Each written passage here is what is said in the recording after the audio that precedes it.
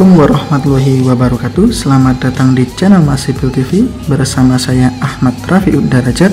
Kita akan bahas informasi mengenai dunia arsitektur, sipil, dan bisnis. Assalamualaikum warahmatullahi wabarakatuh. Saya Ahmad Rafiud Darajat. Kali ini saya berada di tempat yang cukup asri. Saya berada di tepian Sungai Kaliprogo. Sebagai pengantar sharing materi tentang hidrologi, kali ini saya akan mengawalinya dengan menjelaskan beberapa roadmap yang akan kita pelajari pada materi hidrologi. Hidrologi itu merupakan suatu ilmu yang mempelajari tentang air dan karakteristik air yang ada di bumi. Hidrologi yang akan kita pelajari kali ini mempunyai submateri yang cukup banyak dan sangat luas. Pertama, kita akan belajar tentang siklus hidrologi. Yang kedua, kita akan belajar tentang hujan, bagaimana hujan itu bisa terjadi, bagaimana mengambil data hujan, bagaimana mengolah data hujan, dan bagaimana mentransformasikan hujan itu di dalam suatu kawasan. Yang ketiga, kita akan belajar tentang infiltrasi, bagaimana air itu masuk ke dalam tanah, kemudian meresap kembali menjadi sebuah aliran, bisa menjadi base flow, ataupun yang meresap vertikal ke dalam lagi, yaitu perkolasi. Kemudian yang keempat, kita akan belajar tentang evaporasi. Yang terakhir, nanti kita akan belajar tentang hidrograf satuan. Dan yang selanjutnya, setelah hidrograf satuan kita dapat belajar tentang debit rencana. Oke, baik. Pada part kali ini kita akan membahas mengenai materi hidrologi. Yang akan kita bahas pada materi hidrologi part pertama kali ini adalah menekankan pada bidang pengenalan hidrologi, siklus hidrologi, jenis awan. Kemudian yang akan saya tekankan pada part pertama ini adalah membahas mengenai hujan. Hujan yang akan kita bahas yaitu jaringan hujan, parameter hujan, hujan kawasan, kualitas data hujan, dan ada tambahan yang cukup penting dan ilmu terkini yaitu mengenai pengukuran radar. Mari kita mulai bersama-sama. Yang pertama adalah pendahuluan.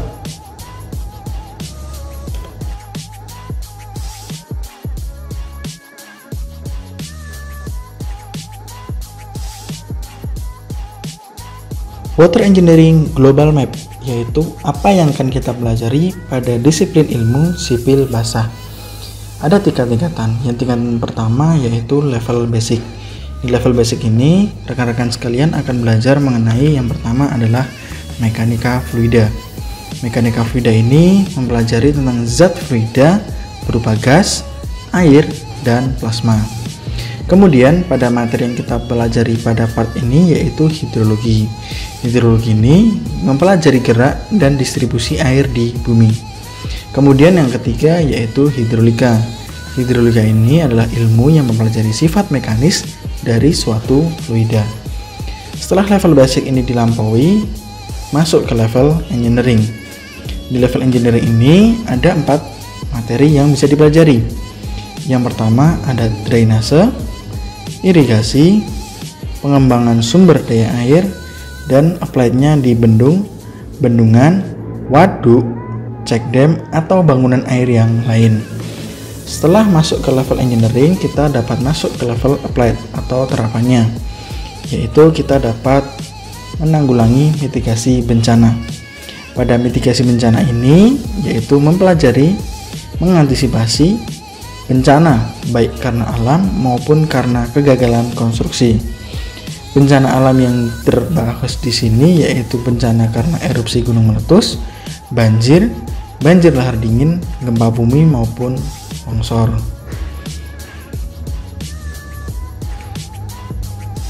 Selanjutnya pengenalan hidrologi. Kata buku ini merupakan dasar kita yaitu dari International Glossary of Hydrology tahun 1974, yaitu ilmu yang berkaitan dengan air di bumi, terjadinya air di bumi, kemudian peredaran air di bumi, agihan sifat-sifat kimia dan fisikanya, reaksi air dengan lingkungannya, termasuk hubungan dengan makhluk hidup.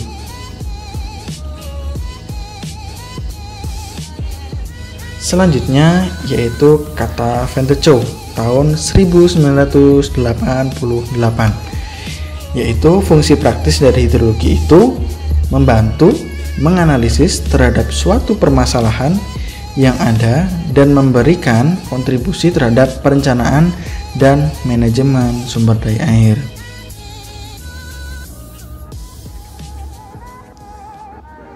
Kemudian dasar filosofi religius agar kita dapat lebih mengilhami dan memahami tentang adanya air di bumi. Dasarnya adalah surah Az-Zumar, surah ke-39 ayat 21, yang bunyinya kurang lebih begini. A'udzubillahi minasyaitonirrajim. Bismillahirrahmanirrahim. Alam taro annallaha anzala minas sama'i ma'an fasawqahu yanbi'a fil ardi summa yukhriju bihi zara muhtalifan alwanahu summa yahyiju fatarrahu musharan summa yaj'ahu khutaman inna fadzalika ladzikra lil ulil albab. Shadaqallahul adzim. Yang artinya yaitu, apakah kamu tidak memperhatikan bahwa sesungguhnya Allah menurunkan air dari langit, maka diaturnya menjadi sumber-sumber di bumi, kemudian ditumbuhkannya dengan air itu menjadi tanaman yang bermacam-macam warnanya. Lalu ia menjadi kering, lalu kami melihatnya kekuning-kuningan. Kemudian dijadikannya oleh Allah itu hancur berderai-derai. Sesungguhnya pada yang demikian itu benar-benar terdapat pelajaran bagi orang-orang yang berakal.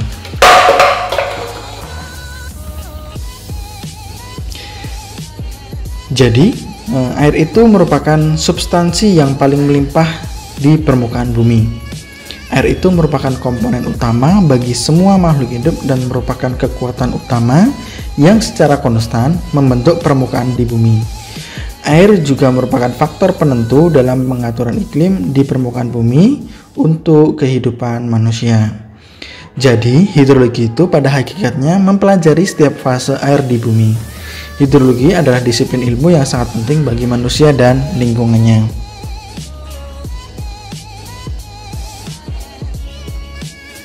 Kemudian ilmu lain yang berkaitan, ada hidrografi, yaitu kegiatan survei, kemudian penelusuran sungai, pendataan debit, pengaliran dan tinggi air. Kemudian ada yaitu hidrometri. Hidrometri ini lebih ditekankan pada pengukuran dan pendataan, yaitu yang didata dan diukur yaitu aliran sungai, saluran, pengaliran dari suatu waduk sampai dengan pengukuran data hujan. Kemudian hidrogeologi, yaitu gerakan-gerakan dan sifat-sifat pengaliran di dalam tanah yang ditinjau dari sudut geologi.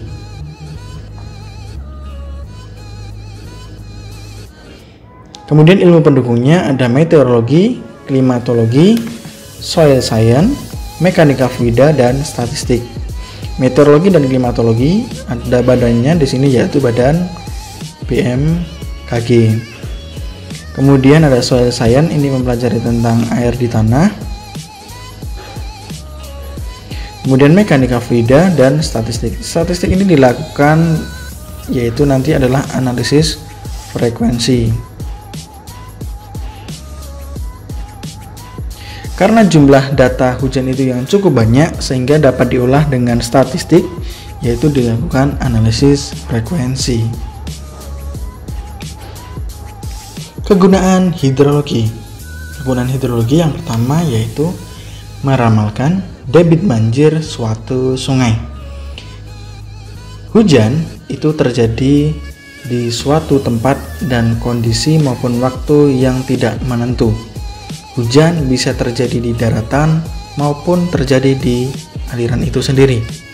Jadi perlu adanya peramalan debit banjir di suatu sungai.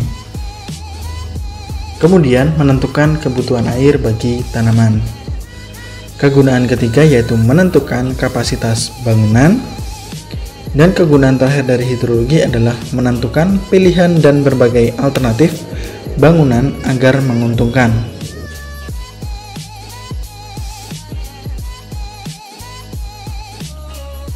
Ketersediaan air terhadap penyediaan air. Yang akan kita bahas di sini ada air hujan, air permukaan, dan air tanah.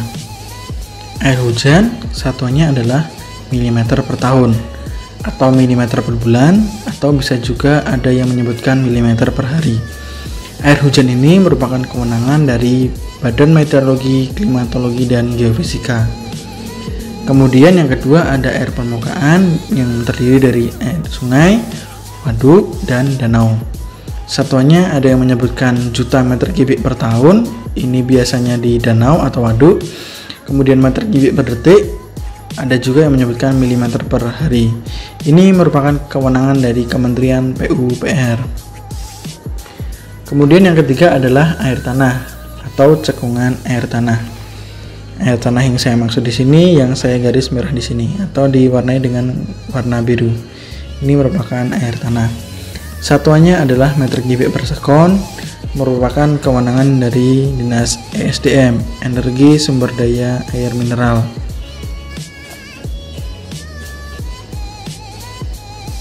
Kebutuhan air.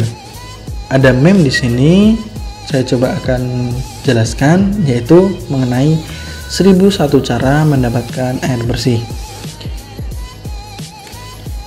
Bapak bertopi ini menyampaikan, "Pak, air saya kering nih, boleh nyelang nggak? Atau boleh beli nggak?" Karena orang Indonesia itu orangnya baik-baik. "Oh boleh gitu kan." Kemudian diberikanlah selang dan dipasang. "Ya saya tinggal mandi dulu ya," begitu. Kemudian bapak bertopi ini menyampaikan, "Tarif sesuai kesepakatan ya Pak," gitu kan. Kemudian begitu bapak ini masuk, loh nggak ada airnya dihabiskan. Oh ternyata air yang digunakan dan dibeli tadi itu ternyata digunakan untuk mengisi kolam renang. Jadi di sini ini kita bisa simpulkan, kita bijaklah memilih sumber air terbaik dan berhematlah dalam menggunakan air. Nah, ada juga meme di sini yaitu proyek perbaikan saluran. Jadi adanya proyek perbaikan saluran ini salah satunya yaitu untuk drainase dan penanggulangan banjir. Namun kenyataannya proyek-proyek itu pengerjaannya berkebut-kebutan nih, jadi kalah cepat dengan air hujan. Sebelum proyeknya selesai, air hujannya sudah memenuhi proyeknya.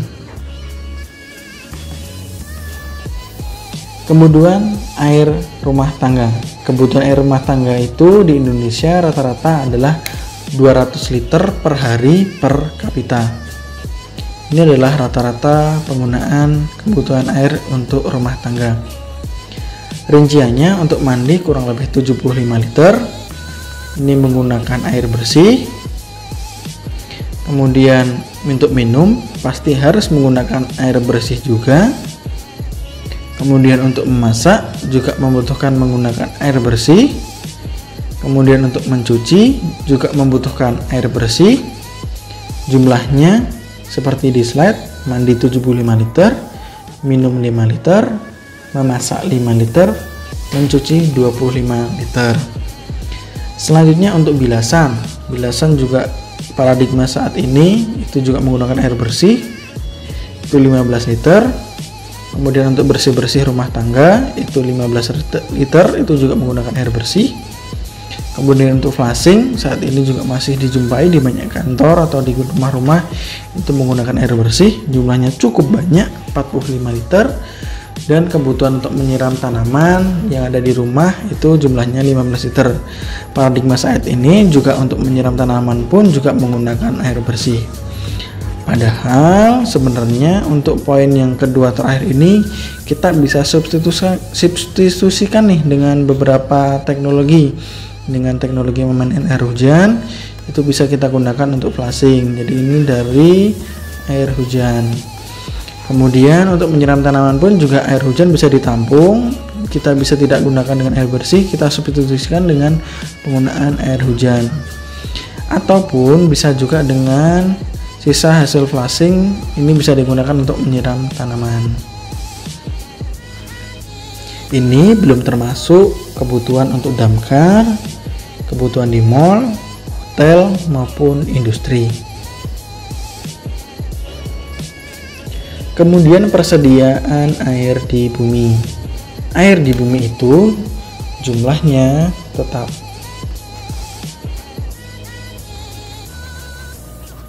Air di bumi itu jumlahnya tetap. Jika kita simak bersama jumlah air keseluruhan yang ada di bumi, 97%-nya itu ada di laut.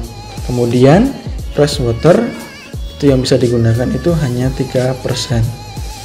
Fresh water ini jika kita buka bersama, kita simak di sini dari 3% yang ada di bumi ini, 70%-nya itu merupakan air es atau air salju dengan persentase 70%.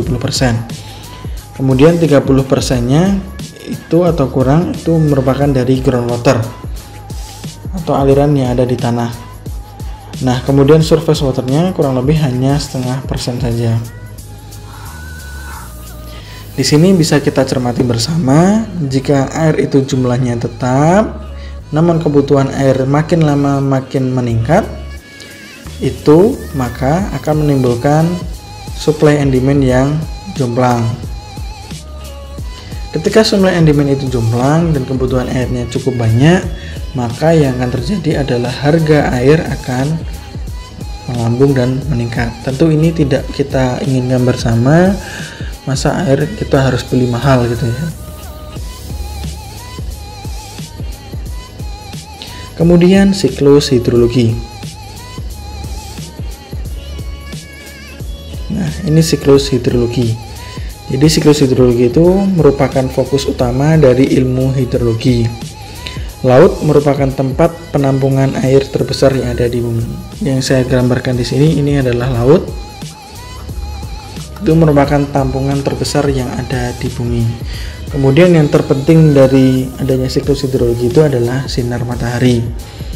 Jadi sinar matahari itu memancarkan panas ataupun cahaya yang dipancarkan ke bumi sehingga menghasilkan panas suhu air di permukaan laut atau danau atau juga ada di permukaan tanah. Kenaikan suhu ini memacu perubahan wujud air dari cair menjadi gas. Molekul air yang dilepas ini menjadi gas, kemudian dikenal dengan proses evaporasi. Nah, siklus hidrologi sejak kita SD maupun SMP juga sudah diajarkan. Kalau kita diajarkan waktu SD itu, siklus hidrologi itu dimulai dari laut. Air laut yang terkena panas matahari mengalami proses penguapan dan sebagainya, itu merupakan siklus hidrologi. Namun karena kita ini sudah levelnya adalah perguruan tinggi dan teman-teman ini adalah mahasiswa, maka ketika diminta untuk menjelaskan siklus hidrologi itu bisa dimulai dari mana saja. Yang namanya siklus pasti adalah prinsipnya adalah berputar. Yang namanya siklus pasti adalah berputar, itu yang harus dipegang. Nah, yang akan kita pelajari pada siklus hidrologi ini adalah apa yang akan kita pelajari nanti di pelajaran hidrologi. Jadi hidrologi hanya mengupas tentang siklus hidrologi. Kuncinya adik-adik harus memahami setiap komponen yang ada dalam siklus hidrologi. Baik, kita akan mulai bersama. Kita akan coba mulai dari laut. Oke, dari laut. Ini merupakan laut. Laut ini karena jumlahnya yang cukup besar dan terkena paparan sinar matahari, maka sudah saya jelaskan tadi mengalami proses penguapan atau proses yang dinamakan evaporasi. Evaporasi ini. Jadi evaporasi ini terjadi karena temperatur permukaan yang tinggi sehingga molekul air di permukaan ini memiliki energi yang cukup untuk memisahkan diri dari air yang ada di permukaan. Kemudian evaporasi ini terjadi proses uap menaik ke atas begitu ya. Ini kemudian pada ketinggian tertentu uap air ini mengalami kondensasi. Kondensasi ini merupakan perubahan wujud uap air menjadi titik-titik air akibat temperatur udara. Kemudian kumpulan titik-titik air ini akan membentuk suatu awan. Nah, terbentuklah suatu awan. Berkumpul nih, gitu kan. Kemudian awan ini akan terbawa oleh angin ke daratan. Ini dinamakan prosesnya adalah adveksi. Jadi adveksi ini merupakan proses terbawanya awan oleh angin ke daratan. Setelah awan ini terbawa ke daratan dan berkumpul dengan awan-awan yang lain yang terjadi karena proses uap air ini, maka terjadilah proses di awan. Oke, kita akan bahas tentang awan. Awan itu dibagi menjadi 4. Yang pertama adalah awan cirrus. Yang kedua adalah awan stratus. Yang ketiga adalah awan cumulus.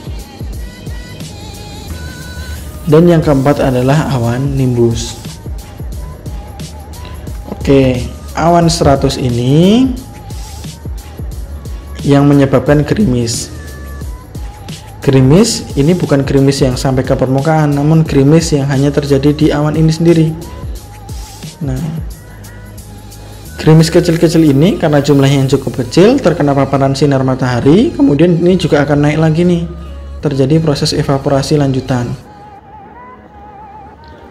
Jadi gerimis ini di awan stratus ini yang saya maksud ini bukan gerimis yang sampai ke permukaan. Nah, kemudian mana nih awan yang menyebabkan hujan? Nah, inilah awan yang menyebabkan hujan, ini adalah awan yang nimbus. Nimbus ini merupakan awan yang berwarna gelap, abu-abu gelap. Abu-abu gelap inilah yang menjadi pembawa hujan.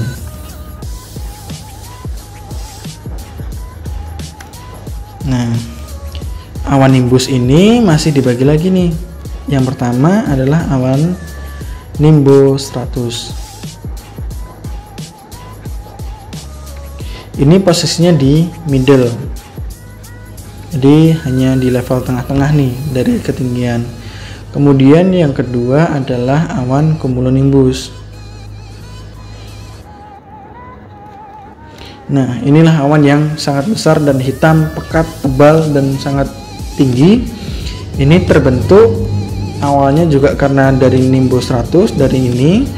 Kemudian dia ini tumbuh dan berkembang, kemudian menimbulkan petir. Nah, inilah yang menyebabkan petir maupun kilat dan terjadinya hujan besar itu karena awan cumulonimbus. Nah, kalau terjadinya gerimis ini ya karena memang jumlahnya yang kecil, tapi tetap karena cumulonimbus.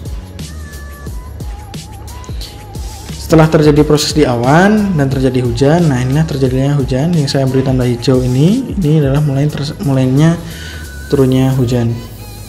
Nah, saya beri petik-petik di sini, ini adalah turunnya hujan. Hujan itu turun tidak melulu harus di daratan. Hujan juga tidak harus turun di daratan. Bisa turun juga hujan itu di danau, ada juga turun di permukaan sungai ini. Ini merupakan sungai. Hujan juga bisa turun di sungai itu. Nah, air yang turun di permukaan itu terjadi proses yang cukup panjang. Ada air itu yang masuk ke permukaan tanah. Masuk permukaan tanah itu dinamakan infiltrasi. Kemudian dari meresapnya air tanah itu mengisi sela-sela permukaan butir, ada lagi yang masuk lagi ke dalam level yang lebih dalam, ini dinamakan perkolasi. Nah, setelah ada yang masuk ke permukaan tanah dan lebih masuk ke dalam, ada juga air ini yang meresap akan masuk mengisi ini aliran tanah, ini dinamakan base flow. Nah, setelah ada yang masuk ke tanah, ada yang menjadi base flow, ada yang menjadi perkolasi, tentu ada yang sisanya akan lari ke permukaan. Karena tanah ini sudah jenuh air, sudah tidak bisa meresapkan air, maka akan turun ke permukaan. Ini akan menuju ke dataran yang lebih rendah, mengisi danau, mengisi tanaman, mengisi cekungan gitu. Ini dinamakan prosesnya adalah DRO atau direct run off atau DRO. Nah, ini setelah mengisi permukaan danau ini yang saya beri warna kedip-kedip hijau tua ini artinya air dari hujan tadi sisanya sudah ada yang masuk ke cekungan-cekungan. Kemudian setelah melalui cekungan itu sudah penuh, itu baru nih masuk ke air permukaan, masuk ke sungai. Dari sungai nanti dia akan masuk mengisi permukaan di laut, kemudian kembalilah proses tadi menjadi proses yang ke awal. Nah, ada juga prosesnya di sini kalau di aliran tanah ini ada yang dinamakan submarine spring. Nanti ini akan kita bahas pada sesi berikutnya pada bahasan aliran air tanah. Nah, kemudian setelah itu terjadilah proses evaporasi lagi. Kembali ke proses evaporasi. Evaporasi itu tidak melulu dari laut, evaporasi juga terjadi di danau, di cekungan, maupun di tanaman. Kalau di tanaman ini dinamakan evapotranspirasi.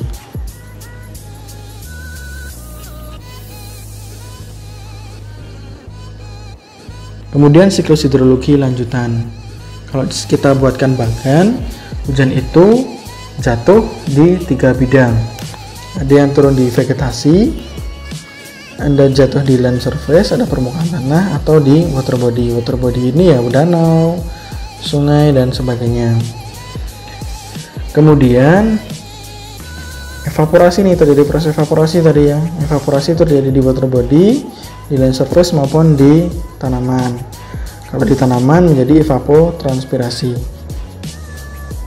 Kemudian dari vegetasi itu muncul proses namanya stream flow drop fall. Di land surface ada yang masuk menjadi infiltrasi dan perkolasi, sisanya menjadi limpasan. Kemudian mengisi sungai. Inilah proses infiltrasi, mengisi permukaan tanah, mengalami proses kapilaritas. Ada lagi nih yang masuk lagi ke level berikutnya, ke lapisan berikutnya, mengisi groundwater aquifer. Proses ini dinamakan perkolasi. Menggunakan prinsip juga sama, menggunakan proses kapilaritas. Nah, dari sungai ini juga akan mengisi dari groundwater aquifer. Dari lapisan infiltrasi akan mengalami proses interflow, atau saya sebutkan tadi adalah base flow, sama base flow ini. Nah, ada juga yang menjadi overland flow, menjadi banjir. Nah, ini skematiknya sudah dijelaskan. Ada proses kondensasi sudah dijelaskan, evaporasi sudah dijelaskan, ada hujan, surface runoff atau direct runoff sama. Ada juga storage, mengisi waduk, danau, dan sebagainya. Ada storage decompression, ada water table sudah. Kemudian ada perkolasi juga sudah dijelaskan. Ada groundwater sudah, infiltrasi sudah dijelaskan, transpirasi juga sudah dijelaskan. Kemudian hujan atau presipitasi. Pengertian hujan. Presipitasi atau hujan adalah turunnya air dari atmosfer ke permukaan bumi yang bisa berupa hujan, salju, kabut, embun, maupun hujan es. Hujan berasal dari uap air di atmosfer, sehingga bentuk dan jumlahnya dipengaruhi oleh faktor klimatologi seperti angin, temperatur, dan tekanan atmosfer. Selanjutnya, uap air tersebut akan naik nih ke atmosfer sehingga mendingin dan terjadi kondensasi menjadi butir-butir air dan kristal es yang akhirnya jatuh sebagai hujan.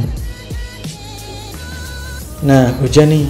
Hujan ketika kita sikapi bersama itu bisa bermanfaat untuk kehidupan kita. Namun ketika hujan tidak kita sikapi dengan baik, maka akan menjadi banjir. Tentu ini yang tidak kita inginkan. Kemudian tentang hujan. Nah, hujan ini merupakan sumber dari semua air yang mengalir di sungai. Kemudian ada juga yang di dalam tambungan, baik di atas maupun di bawah permukaan. Jumlah dan variasi debit itu tergantung pada jumlah, intensitas, dan distribusi hujan. Setiap tempat hujan itu mempunyai jumlah yang berbeda-beda. Hujan itu sangat dipengaruhi oleh variabilitas ruang dan waktu. Terdapat hubungan antara debit sungai dan curah hujan yang jatuh di das yang bersangkutan. Apabila data pencatatan debit di sungai itu tidak ada, data pencatatan tentang hujan itu dapat digunakan untuk memperkirakan debit aliran. Misalkan adik-adik diminta atau rekan-rekan diminta untuk merencanakan suatu bangunan di sungai. Ini sungai. Data yang diperlukan di sini adalah data debit aliran yang ada di sungai, karena bangunannya ada di sungai itu. Namun apabila data debit ini tidak ada dan tidak baik datanya, maka bisa digunakan data dari data hujan. Nah, nanti karena terdapat proses yang cukup panjang, tadi ada infiltrasi, perkolasi, base flow, ada direct runoff, maka setiap daerah sistemnya akan berbeda. Harus ada pengaliragaman dari hujan menjadi aliran. Gitu. Tapi data yang digunakan dari data hujan pun juga bisa digunakan untuk memperkirakan atau mencari data debitnya. Nah, sudah saya jelaskan dalam gambar ini, hujan ini adalah input. Kemudian ada suatu sistem das, ini sistem das. Sistem das itu tiap daerah dan tutupannya beda-beda. Kalau tutupannya masih hijau ya infiltrasinya akan besar dan daerah runoff-nya kecil. Kemudian kalau misalkan itu suatu lahan itu lahannya tertutup, maka runoff-nya yang besar. Makanya sistem dasnya tergantung tutupan lahan. Nah, akan muncul yang namanya hidrograf satuan. Ini merupakan grafik hidrograf satuan.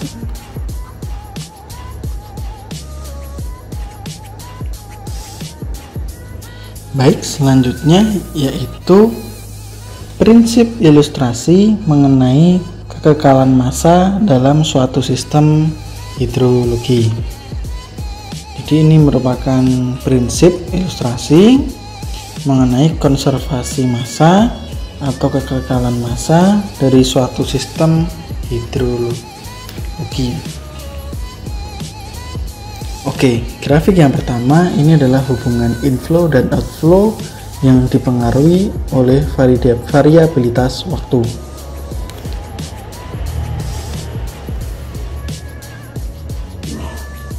Jika dilihat di grafik ini, pada absis waktu, saya bisa simpulkan di sini adalah musim penghujan. Kemudian yang grafik meningkat ini juga saya simpulkan di sini adalah musim penghujan, dan yang grafiknya menurun, inflow-nya menurun ini adalah musim kemarau. Ini merupakan grafik di mana ketika di musim penghujan jumlah air itu cukup banyak dan di musim kemarau itu menjadi sedikit dan musim hujan lagi itu menjadi banyak lagi. Nah, yang level berikutnya, grafik yang ditindih berikutnya ini adalah outflow-nya. Pada musim kemarau kebutuhan air kita itu malah justru makin banyak, sehingga terjadi gap di sini dan gap di tempat yang lain di sini. Ini terjadi defisit, kekurangan atau membutuhkan air yang cukup banyak. Kemudian grafik yang kedua merupakan grafik perubahan jumlah air yang disimpan dalam suatu sistem. Jadi kalau kita lihat bersama, ini merupakan suatu tampungannya yang dipengaruhi oleh waktu. Ini ketika di musim penghujan jumlahnya dan tampungannya cukup banyak, ketika di musim kemarau ini tampungannya menjadi sedikit, begitu. Nah, ini persamaannya dari tampungan dari suatu perubahan jumlahnya yang dipengaruhi waktu, dt dipengaruhi oleh waktu, itu adalah inflow dikurangi outflow. Sebelumnya untuk mengawalinya saya tekankan di sini hujan itu dipengaruhi variabilitas. Variabilitas yang pertama oleh ruang dan waktu. Kalau bisa saya analogikan begini, kenapa variabilitas ruang dan waktu? Contohnya seperti ini, ketika adik-adik atau rekan-rekan semua itu berada di suatu lokasi menggunakan motor misalkan, ketika menampaui suatu lokasi, sebagai contoh ketika mau keluar kampus atau pulang dari kampus terjadi hujan, rekan-rekan sekalian menggunakan payung ataupun mantel sebelum meninggalkan kampus. Ketika sudah dipakai, sudah sampai perkotaan, baru melangkah berapa kilometer atau berapa meter dari kampus, ternyata itu kering atau tidak hujan. Makanya itu dinamakan variabilitas ruang. Di suatu lokasi, ketika kita melampaui dengan waktu yang sangat rentang waktu yang hampir bersamaan, ternyata di lokasi A dan lokasi B itu berbeda. Sering kita jumpai hal seperti itu. Itu contoh variabilitas ruang. Kemudian bagaimana variabilitas waktu? Nah, variabilitas waktu itu contohnya seperti ini. Ketika kita melakukan telepon atau WhatsApp atau sebagainya, kita tanya ke teman, hujan nggak di situ gitu kan ya. Ternyata di tempat kita itu hujan. Ketika kita tanya di tempat lain, di waktu bersamaan ternyata di sana tidak hujan.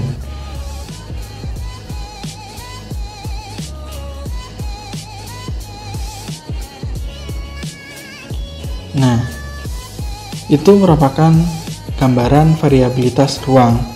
Bagaimana gambaran analogi dari variabilitas waktu ketika teman-teman atau adik-adik itu melakukan telekomunikasi dengan rekannya pada waktu yang bersamaan, ternyata di suatu wilayah dengan waktu yang sama ternyata berbeda keadaannya. Misalkan ketika adik-adik atau rekan-rekan menelpon temannya dengan waktu yang bersama sekarang hujan, ternyata di tempat lain kemarau.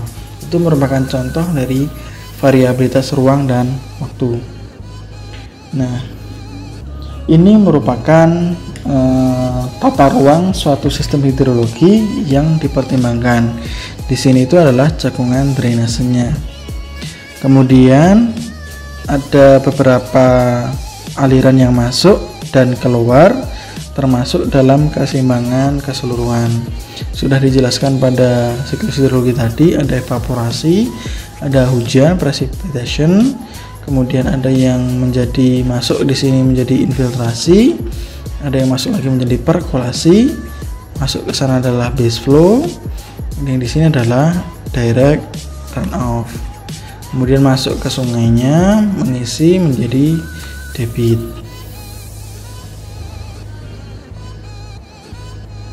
Kemudian distribusi hujan yang dibahas di sini adalah das. Das di sini adalah daerah aliran sungai.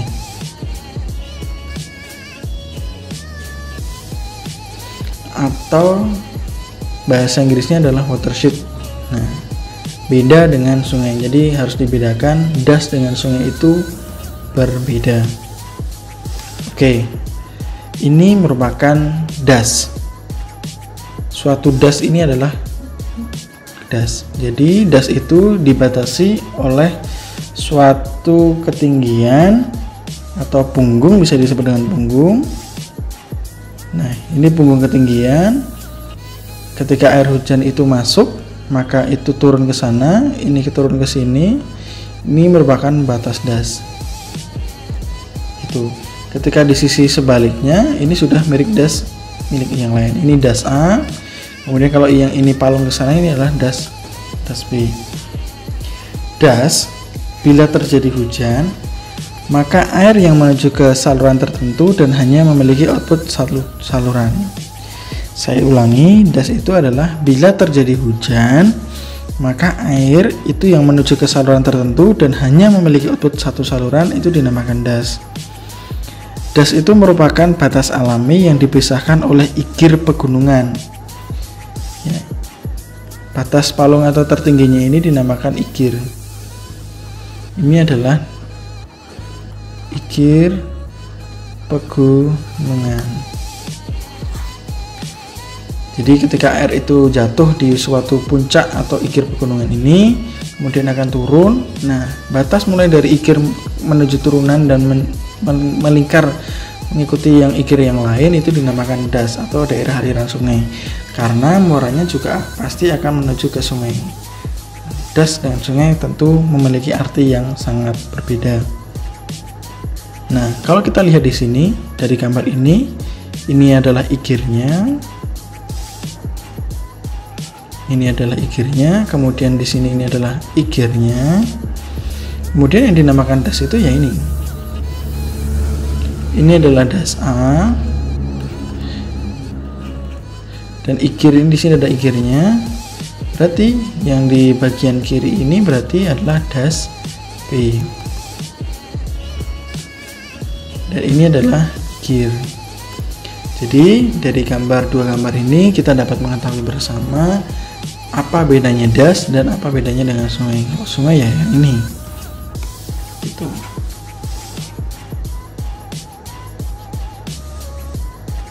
Selanjutnya adalah neraca air. saya belum sempat untuk menambahkan tulisan di sini, maka saya akan coba gambarkan di sini. Sebagai suatu contoh, saya ilustrasikan dalam suatu gambar ini. Mohon maaf, gambarnya kurang baik. Jadi ini bisa dijelaskan di sini. Ini adalah suatu tebing. Kemudian saya ringkas di sini. Ini adalah igir. Kemudian ini adalah suatu sungai.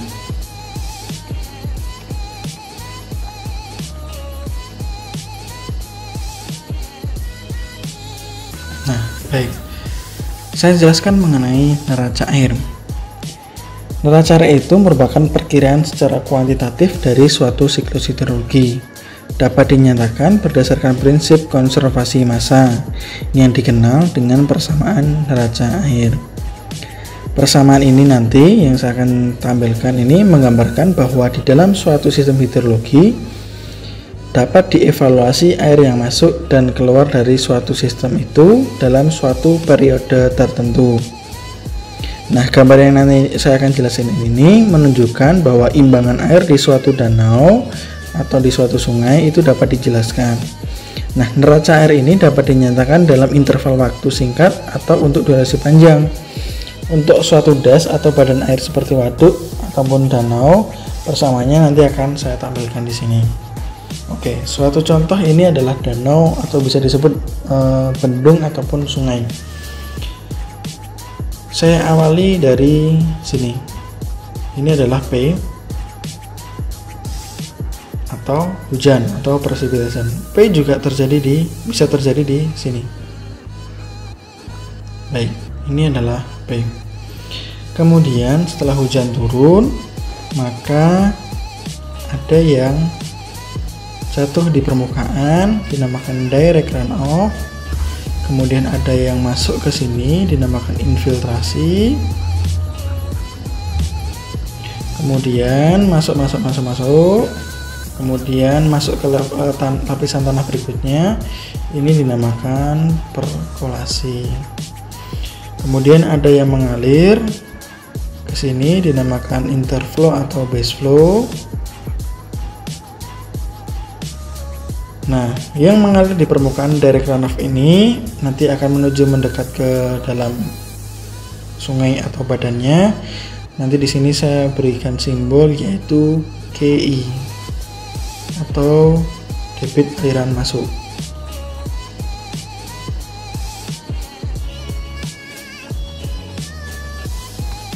KI atau debit aliran masuk. Kemudian dari baseflow ini masuk mengisi celah-celah butiran. Nanti saya singkat di sini adalah GI atau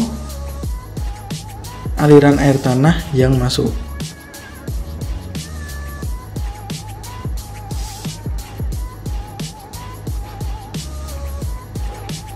Nah, aliran air tanah yang masuk.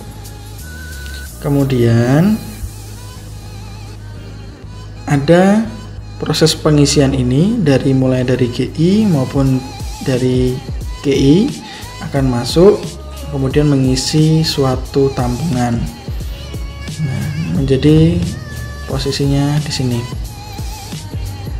Kemudian di dalam tampungan itu ketika terjadi penguapan di sini dinamakan evaporasi. Begitu. Kemudian di sini ada tanaman juga akan menguap menjadi evapotranspirasi.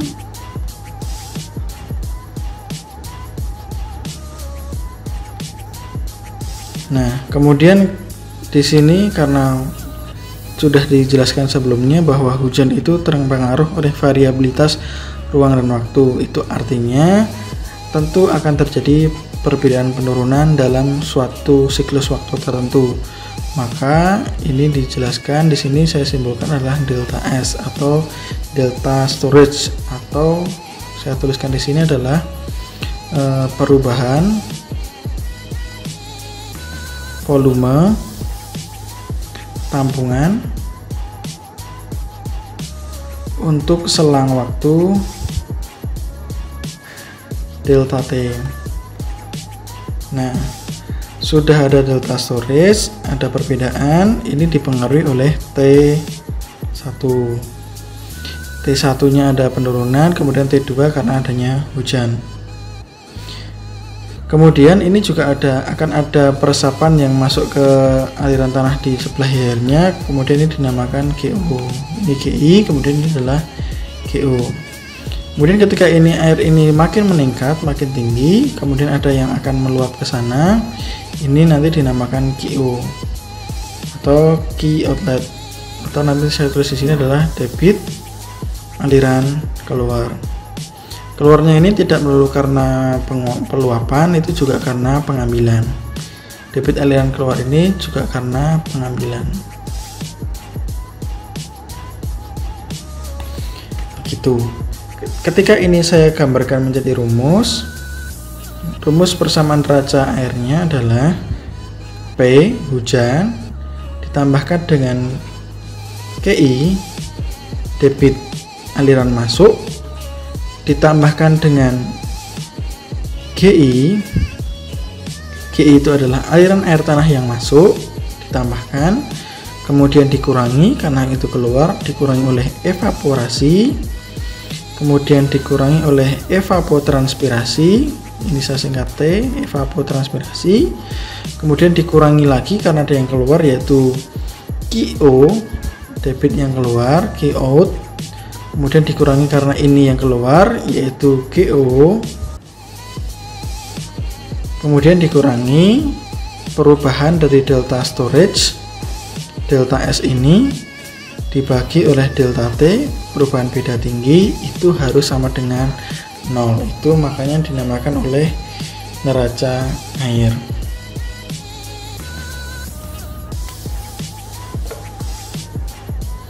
Jadi bisa disimpulkan ini adalah suatu contoh adalah danau.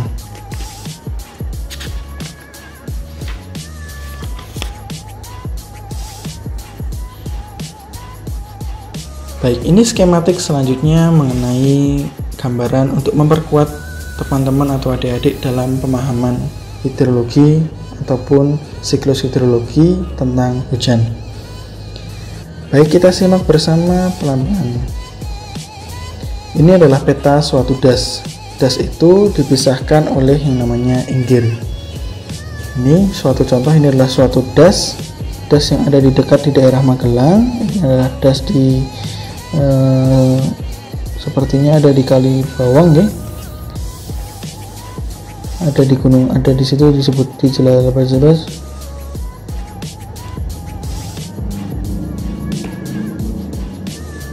Oke, selanjutnya kita akan memperdalam.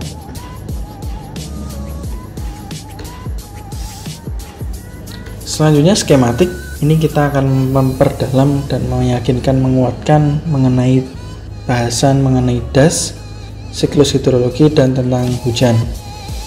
Jadi ini adalah suatu gambar peta das yang ada di daerah Magelang. Ini di sini ada subdas yang mengaliri karena ini adalah sungai kecil, ada sungai utama yang besar, ada subdas di sini, ada subdas 1, 2, 3 ini, kemudian yang digambarkan dengan kotak dan ada lingkaran ini adalah stasiun hujan. Stasiun hujan itu nanti akan kita jelaskan pada slide berikutnya. Baik, awalnya itu terjadinya adanya awan yang menurunkan hujan menjadi P. Kemudian ada yang naik menjadi SRO, ada yang menyebutkan surface runoff, ada yang menyebutkan direct runoff, sama saja. Karena ini terjadi di permukaan, oke, kita sebutkan soil surface atau surface runoff karena terjadi di soil surface. Kemudian surface runoff itu ada yang masuk ke badan air, ada yang masuk ke dalam tanah menjadi infiltrasi. Kemudian ada yang masuk ke level lapisan berikutnya dinamakan perkulasi. Infiltrasi ini kemudian ada yang masuk dan mengalir secara horizontal dan turun menjadi base flow ataupun ground water flow itu, dan kemudian mengisi badan air yang ada di sungai. Nah, inilah yang dinamakan direct rainfall on surface and waterway. Jadi aliran langsung yang ada di badan sungai. Nah, ini merupakan discharge at the outlet. Jadi misalkan di sini akan dibangun suatu bangunan air seperti bendungan atau bendung, maka satu das di atas inilah yang akan kita hitung yang mempengaruhi besaran debitnya yang ada di outlet ini.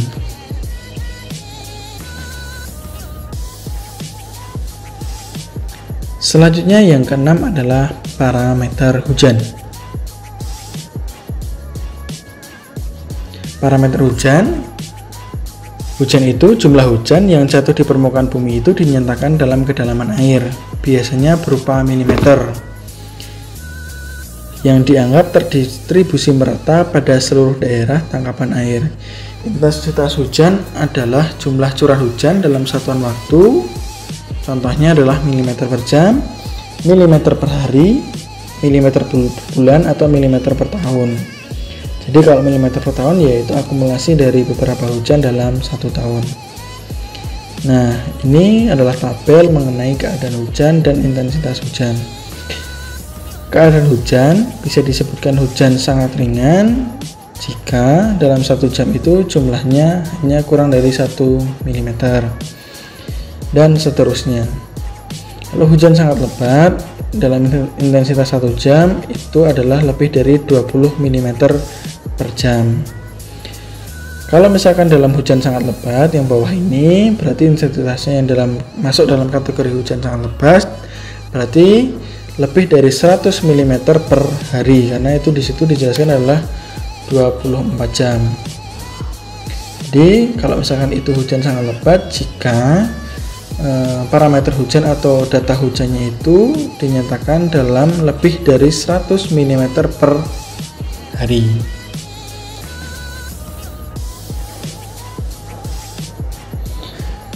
Karena kedalaman hujan yang bervariasi baik dalam ruang dan waktu, sudah dijelaskan tadi variabel hujan itu tergantung pada variabilitas ruang dan waktu, maka diperlukan data hujan dari beberapa stasiun penakar hujan untuk memperkirakan hujan kawasan atau hujan das.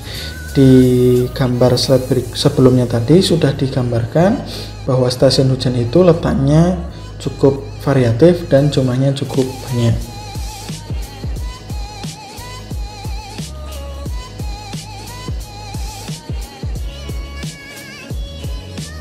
Pengukuran hujan. Di antara beberapa jenis presipitasi, hujan adalah yang paling biasa diukur. Pengukuran dapat dilakukan secara langsung dengan menampung air hujan yang jatuh. Namun tidak mungkin menampung hujan di seluruh daerah tangkapan air. Makanya hanya disampling, dibuatkan stasiun hujan di beberapa titik. Hujan di suatu daerah hanya dapat diukur di beberapa titik yang ditetapkan dengan menggunakan alat pengukur hujan atau alat stasiun hujan. Hujan yang terukur oleh alat tersebut mewakili suatu luasan daerah di sekitarnya. Hujan terukur dinyatakan dengan kedalaman hujan yang jatuh pada interval waktu tertentu. Alat penakar hujan itu dibagi dua. Ada alat penakar hujan manual dan alat penakar hujan otomatis. Kalau alat penakar hujan otomatis itu disebutkan di sini adalah ARR atau Automatic Rainfall Recorder.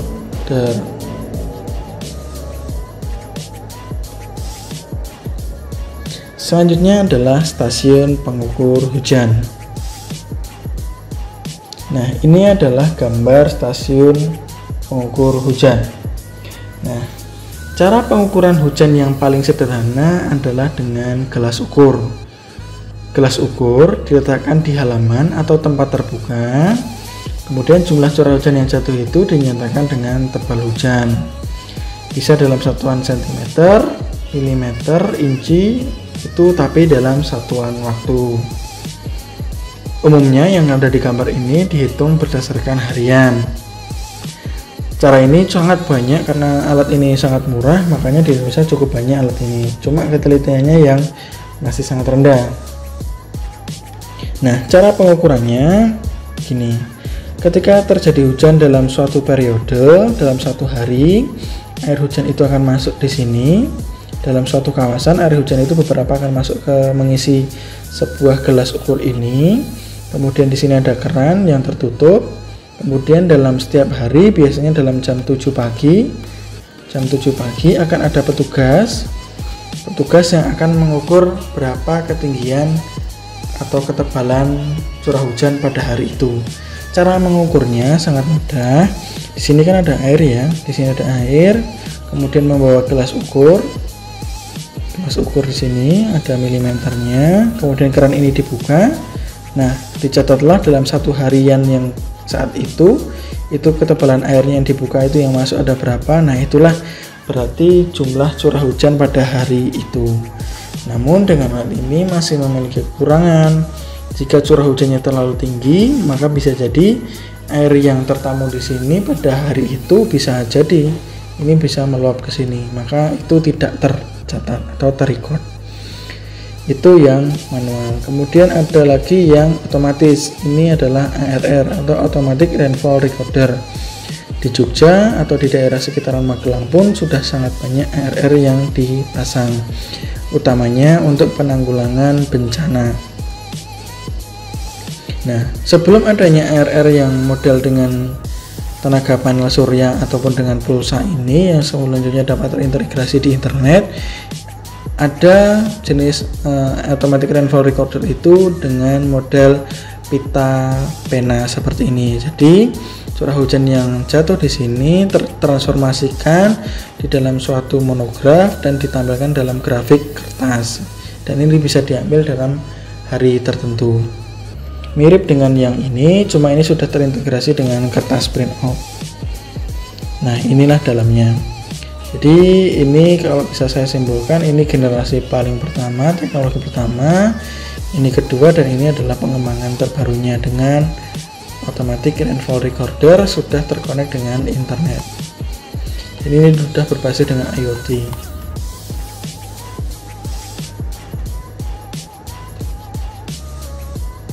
Kemudian deskripsi kuantitatif hujan. Nah, deskripsi kuantitatif hujan itu yang pertama adalah lama hujan. Lama hujan tipikal itu biasanya diukur dalam jam. Untuk das yang kecil mungkin dalam menit, sedangkan untuk das besar itu dapat dalam hari. Untuk lama hujan 1, 2, 3 sampai 24 jam dapat digunakan dalam analisis hidrologi untuk peranjangan. Nah, ini di BMKG pun telah merilis rata-rata bagaimana curah hujan itu terjadi di suatu wilayah. Kemudian deskripsi kuantitatif hujan selanjutnya, kedalaman hujan itu dan lama hujan itu bervariasi tergantung iklim, lokasi, waktu, dan lain-lain. Kemudian intensitas hujan. Jadi kedalaman hujan dalam D per satuan waktu T biasanya dinyatakan dalam milimeter per jam. Nah, I intensitas hujan itu adalah kedalaman hujan dibagi waktu, makanya menjadi milimeter per jam. Jadinya D per T, kedalaman per satuan waktu.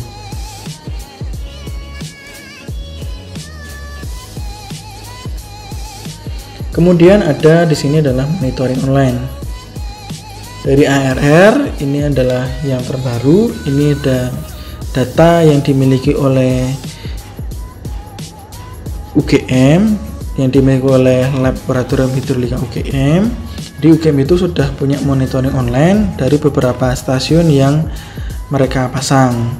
Ada di Gulon, Turgo, Donoharjo, Renjondani, kemudian ada di sekitaran kampus, utamanya ada di sekitaran Gunung Merapi ini dipasang beberapa alat otomatis, ada ARR, Automatic Rainfall Recorder, ada AWLR.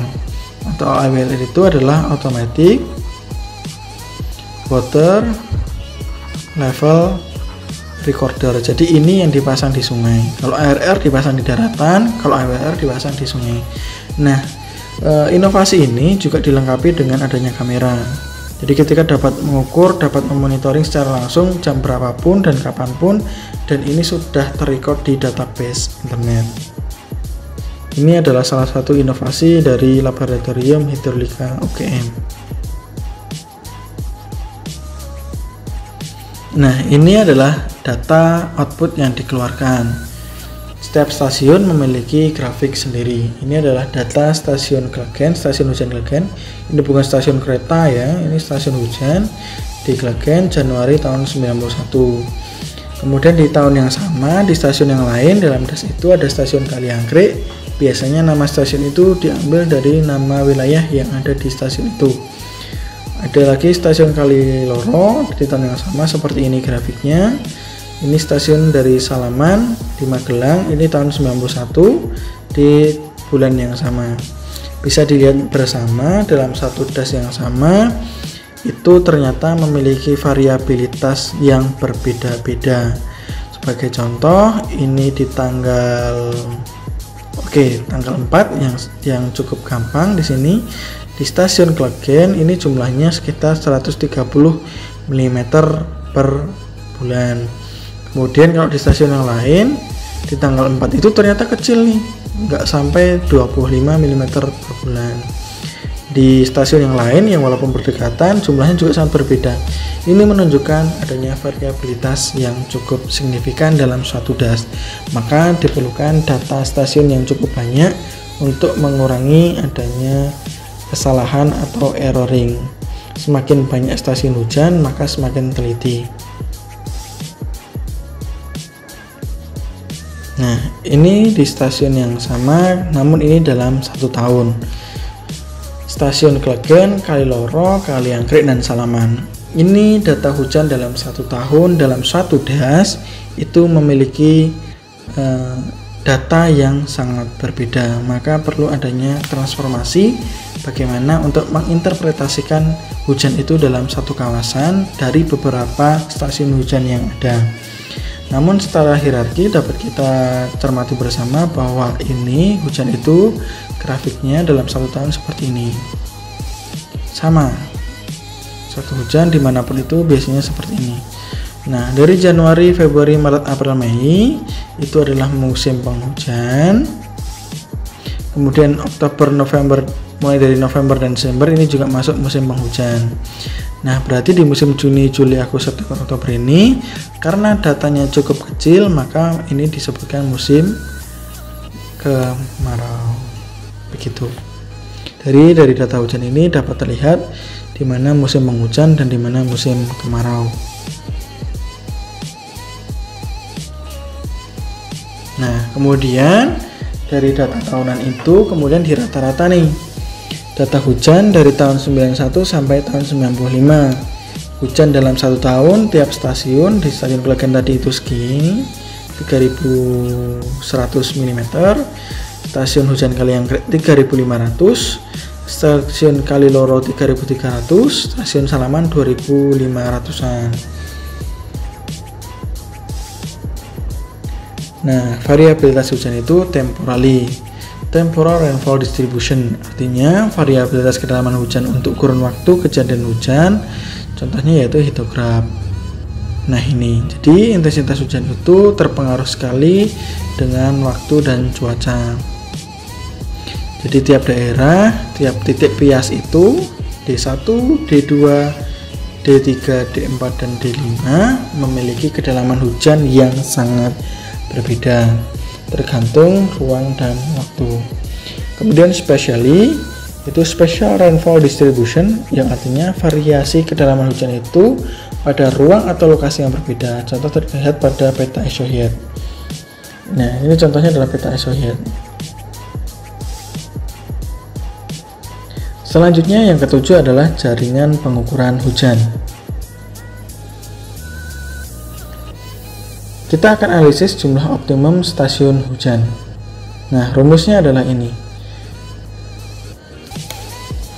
Jumlah stasiun optimum hujan N, jumlah stasiun hujan yang akan kita cari itu rumusnya adalah CV, koefisien variasi hujan dibagi dengan error dalam persentase dikuadratkan. Kemudian CV ini yang ini di sini itu rumusnya adalah 100 alfa dibagi dengan hujan rata tahunan dalam stasiun itu. Ini. Kemudian alfa ini rumusnya adalah N kecil adalah jumlah stasiun yang ada dibagi dengan N-1 kurung buka. Hujan rata-rata di stasiun itu dibagi 2, dikurangi hujan itu dipangkatkan, kemudian dipangkatkan setengah atau diangkarkan, sama saja. Kemudian P rata-ratanya, hujan rata-ratanya yaitu jumlah dari P dibagi dengan N. Alfanya adalah standar deviasi. Contoh soalnya ini. Di dalam suatu das terdapat 3 buah stasiun hujan. Misalkan di sini ada das A, itu punya 3 stasiun hujan. Hujan rata tahunan di ketiga stasiun itu berturut-turut adalah 1800, 2200, dan 1300. Kemudian tentukanlah jumlah optimum stasiun hujan di das tersebut. Jika error yang diizinkan biasanya itu adalah 10%. Nah, caranya P rata-ratanya ini, jadi ini adalah vektor P rata-ratanya 1800 dikuadratkan ditambah 2200 dikuadratkan, 1300 dikuadratkan dibagi 3, ketemunya adalah 3.256.667. Kemudian standar deviasinya 3/2 karena jumlahnya 3 dibagi 3-1 jadinya 2. Kemudian ini P vektornya 3 jutaan ini dikurangi dengan 1767 kuadrat. Ini adalah rata-ratanya dikuadratkan dari ketiga ini. Kemudian dipangkatkan setengah, hasilnya adalah 449 standar deviasinya. Kemudian CV, CV-nya adalah 100 alfa per P vektornya, P rata-ratanya. 100 dikali alfanya adalah 449 dibagi oleh rata-ratanya 1767, hasilnya CV-nya adalah 25,4. Kemudian berapa jumlah stasiun hujan efektifnya? N-nya adalah CV dibagi E.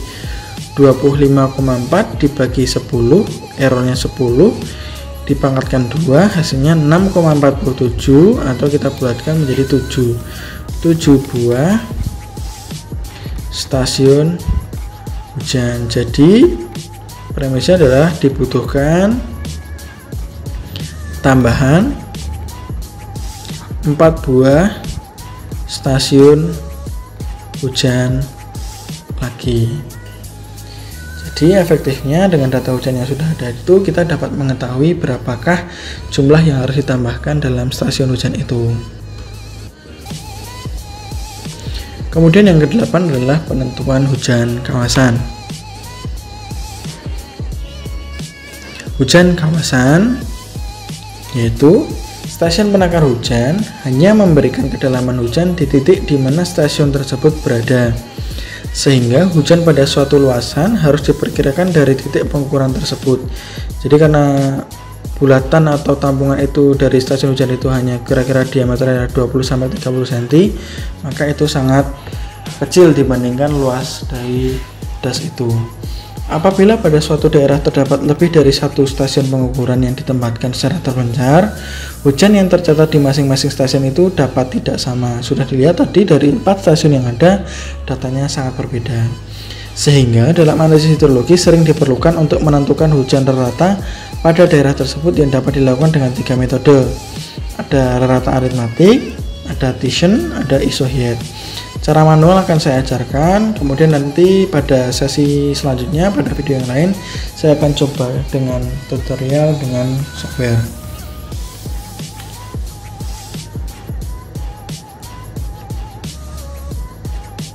Oke, metode rata aritmatik sangat mudah. Metode ini akan baik jika stasiun hujan itu tersebar merata di das, jumlahnya cukup banyak, sangat rengket, kemudian distribusinya relatif merata pada seluruh das.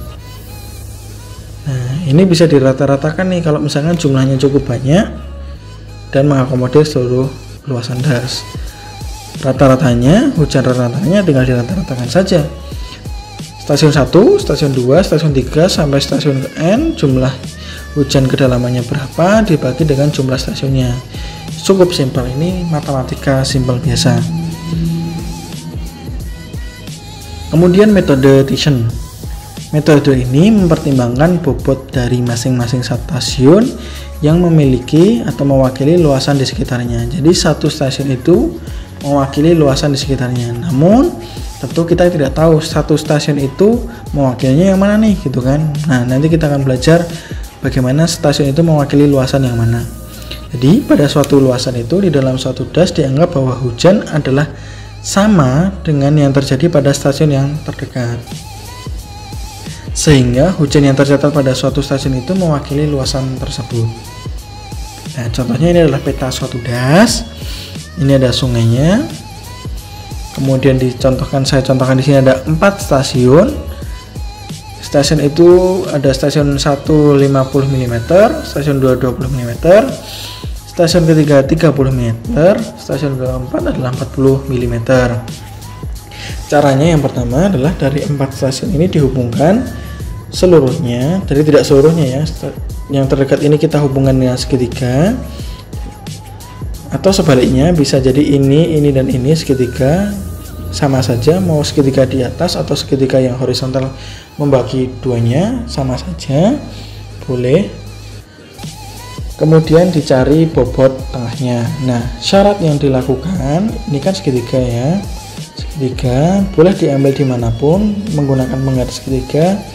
Syaratnya ini harus siku, di garis bebas, vertikal, tegak lurus, begitu. Oke, di garis sampai ke luar das. Kemudian pias garis yang kedua sama, dari garis yang panjang ini boleh bebas, yang penting memotong garis yang pertama ini tegak lurus sama. Ini harus syaratnya adalah tegak lurus dengan bidang yang ini, dipotong tegak lurus, kemudian memotong garis kedua sehingga garis pertama dan kedua itu saling berpotongan, ketemu di sini. Kemudian garis yang ini kita masih punya garis segitiga yang ketiga, kita harus membuatnya ini tegak lurus juga. Tegak lurus juga, mulai dari perhimpitan dari garis pias 1 dan 2, kemudian dibuat garis terus sehingga kita dapat melakukan proses satu garis yang perhimpitan ini menjadi satu garis yang menerus. Jadi tidak ini garis ini sendiri, garis ini sendiri tidak. Jadi ini adalah satu kesatuan. Karena ini yang pias ini sudah, kemudian ini menjadi garis ketiga. Garis ketiga ini menjadi dasar untuk pembuatan garis berikutnya. Oke, selanjutnya ini karena tadi ini juga tegak lurus, otomatis sama bebas mau sampai sepanjang apa nanti dicari. Dari garis ketiga yang bawah ini juga harus tegak lurus, dibuat tegak lurus sampai berhimpitan di garis ini. Jadi garis ketiga dan garis keempat ini saling berpotongan di titik ini. Perpotongan ini harus dibuat tegak lurus juga, terus dibuat tegak lurus sampai memotong das. Nah, maka dapat disimpulkan stasiun yang ini ST1, ini ST2, kemudian ini ST3, kemudian ini ST4, stasiun keempat. Baik, stasiun pertama ini dengan jumlah 50 ini dia mewakili untuk luasan yang ini.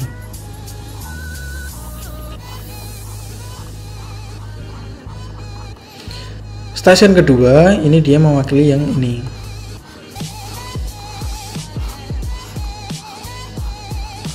Stasiun ketiga dia akan mewakili yang ini. Dengan 30 ini mewakili luasan yang ini. Di ini memiliki luas, ini punya luas A2, ini A3, kemudian ini A1, kemudian sisanya ini adalah A4 mewakili stasiun 4. Kemudian rumusnya bagaimana? Nah, inilah pembobotan. Hujan rata-rata suatu das itu rumusnya adalah A1 dikalikan dengan hujannya di stasiun itu P1 ditambahkan A2 dikalikan kedalamannya kali A3 dengan kedalaman yang A3 dan seterusnya sampai AN, A luas ke N ditambahkan dengan PN, kemudian dibagi dengan jumlah luas totalnya, A totalnya, sigma A totalnya, sigma dasnya. Ini cara dasar atau basicnya seperti ini. Namun pada sesi berikutnya saya akan coba bagi sharingnya dengan software, yaitu dengan ArcGIS. Jadi dengan ArcGIS ini kita bisa mencari hujan kawasan dengan metode Thyssen. Tapi karena kita belajar, yang penting kita tahu bagaimana prinsip dari metode Thyssen. Kemudian metode isoheat, yaitu adalah garis yang menghubungkan titik-titik dengan kedalaman hujan yang sama. Pada metode isoheat ini dianggap bahwa hujan pada suatu daerah di antara dua garis isoheat ini adalah merata dan sama dengan nilai rata dari kedua garis isoheat tersebut. Nanti akan ada tugas tentang metode addition yang akan adik-adik kerjakan. Tapi kalau yang isoheat tidak usah, karena kebanyakan dari beberapa project itu yang digunakan adalah menggunakan metode addition. Tentu tetap kita harus belajar tentang isoheat. Langkahnya sama, semua garis dihubungkan seperti ini, lalu dicari KPK nya. Kalau ini 20, kemudian ini 50, ini 40 dan 30, dicari KPK nya yaitu dengan selisih ini 5, 5, 5, 5. Kemudian dari garis yang sudah dipotong tadi, pembaginya itu, kemudian dilakukan pembagian bias luasan. Yang 20 kita ketemukan 20, 25 ini, yang 25 kita ketemukan dengan 25, 30 dengan 30, 35 dengan 35, 40 dan 40, 50 dan 50 dan seterusnya. Nah, ini juga mempunyai luasan yang mewakilinya. Nah, rumusnya ini bisa dilihat bersama, rumusnya adalah ini. Jadi hubungannya adalah hujan rata-rata dalam satu kawasan dengan metode isoheat ini A1, luasnya adalah bias ini I1 ditambah I2, selisihnya ini dibagi 2 dan seterusnya, kemudian dibagi luasan total. Metode ini jarang digunakan di Indonesia. Di Indonesia lebih sering metode yang addition karena sesuai dengan kondisi alam dan kondisi geografis di Indonesia.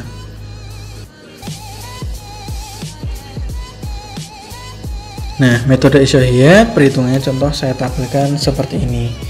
Rekan-rekan bisa dipahami bersama metode isoheat itu tadi dari isoheatnya yang sudah dibiaskan ada 6 daerah, 1, 2, 3, 4, 5, dan 6. Di daerah 1 ini ada isoheat 15 dan 20. Di daerah 1 ini ada isoheat 15 dan 20. Luas antara dua isoheat itu luasannya adalah 12. Kemudian rata-rata dari dua isoheat itu adalah 17,5. Kemudian hujan dikalikan luasnya adalah 210. Itu sama dilakukan juga di daerah 2 dengan isoheat 20 dan 25. Luasannya ini, rata-ratanya ini. Kemudian hujan dikalikan luasannya adalah ini. Kemudian jumlahkan totalnya ini 16826. Kemudian 16826 dari hujan kali luasan ini dibagi dengan luasannya hasilnya adalah 33,65 mm. Itu adalah dengan cara isoheat. Selanjutnya yang ke-9 adalah kualitas data hujan. Kualitas data hujan yaitu masalah pengukuran di lapangan itu dijumpai banyak faktor, mulai dari aspek teknis. Jadi kualitas data hujan itu kadang hasilnya kurang baik.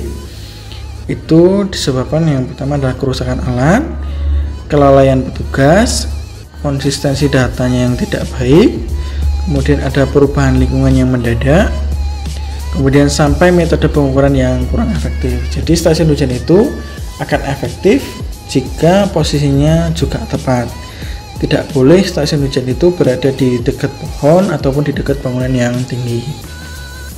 Nah, ada juga karena kerusakan alat, kemudian ini karena terlalu dekat dengan pohon atau bangunan, obstakelnya terlalu dekat. Jadi karena hujan itu datangnya tidak vertikal lurus, kadang juga ada yang miring. Jadi posisi stasiun hujan itu posisinya harus benar-benar bebas, kemudian dilindungi. Kemudian cek kelengkapan data. Langkahnya adalah cek kelengkapan data. Caranya yaitu dengan melakukan screening test pada data hujan dengan cepat. Jadi karena datanya banyak, kita dilakukan screening test. Jadi cek dengan panjang, dengan cepat, ada nggak data yang kira-kira aneh. Kemudian diamati apakah data tersebut logis. Jadi dengan screening itu kemudian dicek kelogisannya. Kemudian gunakan data hujan yang lengkap saja dalam analisis karena error akan lebih kecil dibandingkan mengisi data yang hilang. Jadi kalau ada data hujan yang kosong jangan diisi. Misalkan karena datanya hilang ataupun karena hari itu tidak diambil oleh data petugas ukur sehingga datanya kosong, maka jangan digunakan. Kosong ya biarkan kosong, tidak usah digunakan pada stasiun itu. Nah, ini selanjutnya apabila diinginkan data yang hilang cara yang dianggap terbaik dalam memperkirakan besaran data yang hilang itu adalah dengan reciprocal method. Nanti bisa dipelajari, tapi jarang digunakan, jadi mending tidak digunakan. Tapi bisa digunakan, tapi dengan metode reciprocal method. Itu karena telah memasukkan jarak antar stasiun sebagai faktor pembobot, cukup rumit, dan kadang faktor error punya cukup besar. Makanya lebih logis atau lebih mudah stasiun yang itu atau data di situ tidak usah digunakan. Rumusnya ini. Cek kepanggahan. Satu seri data hujan untuk satu stasiun tertentu dimungkinkan sifatnya tidak panggah atau bisa dibilang adalah inkonsisten. Data semacam ini tidak dapat langsung dianalisis karena sebenarnya data di dalamnya itu berasal dari populasi yang berbeda. Kemudian harus dilakukan uji kepanggahan. Prosedur uji kepanggahannya itu yaitu ini. Data terukur, kemudian dicek kualitas datanya. Dicek kualitas datanya dengan cara double mask curve. Sebetulnya ada banyak metode yang dapat digunakan untuk mengecek kepanggahan. Namun untuk yang cara manual ini saya hanya menyampaikan yang double mask curve yang dinilai kinerjanya cukup baik dan dapat mewakili kapasitas datanya.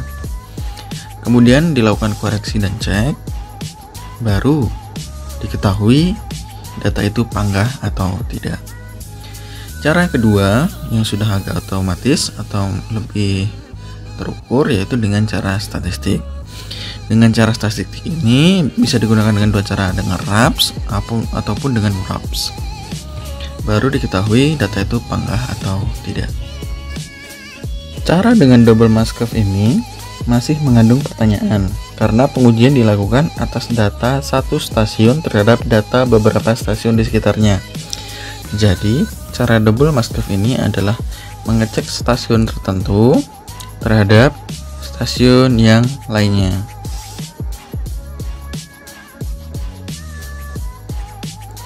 Berarti, apabila semua stasiun harus diuji, maka stasiun yang semula diuji yang kemungkinan tidak panggah itu pada giliran yang lain akan menjadi stasiun acuan.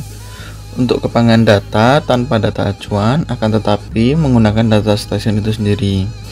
Demikian pula adanya kesulitan untuk membedakan apakah penyimpangan yang terjadi benar-benar perubahan data hujan atau karena fluktuasi acak. Nah, banyak cara tadi sudah disebutkan adalah dengan RAPS atau WRAPS. RAPS adalah Rescale Adjusted Partial Sums. Ini nanti akan kita jelaskan pada video yang terpisah. Kemudian ada WRAPS. WRAPS yaitu Weak Rescale Adjusted Partial Sums.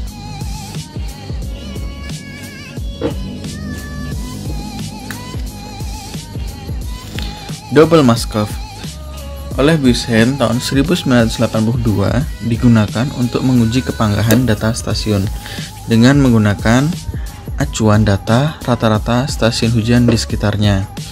Dengan andaian, dengan mengambil besaran rata-ratanya, maka akan diperoleh acuan yang panggah. Untuk acuan, minimal ada 10 stasiun acuan. Tidak ada ketentuan tentang data yang mana yang dianggap benar, karena sebetulnya keduanya itu benar, sehingga data sebelum atau sesudah perubahan landai dapat digunakan dalam analisis. Slope juga bisa saja kurang nampak apabila perubahan pada lingkungan sekitar alat ukur terjadi perubahan, sehingga kepanggahan data sangat sulit diketahui. Jadi sudah dijelaskan pada materi sebelumnya bahwa kepanggahan data itu juga dipengaruhi oleh keadaan yang ada di sekitar stasiun hujan itu.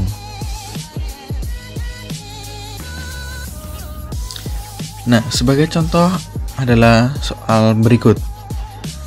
Tahun pertama sampai ke tahun ke-15. Ini adalah data tahunan dari stasiun A, B, C, D, dan E. Kemudian kita akan mengecek bagaimana kepanggahan data dari stasiun E. Stasiun E ini akan kita cek seberapa panggah datanya, benar atau tidak di stasiun ini. Caranya adalah stasiun A kita tabelkan, stasiun B, stasiun C, kemudian stasiun D kita buat datanya ke bawah, kemudian kita kumulatifkan pada stasiun E. Baik, stasiun E kumulatifkan 3025, taruh di sini.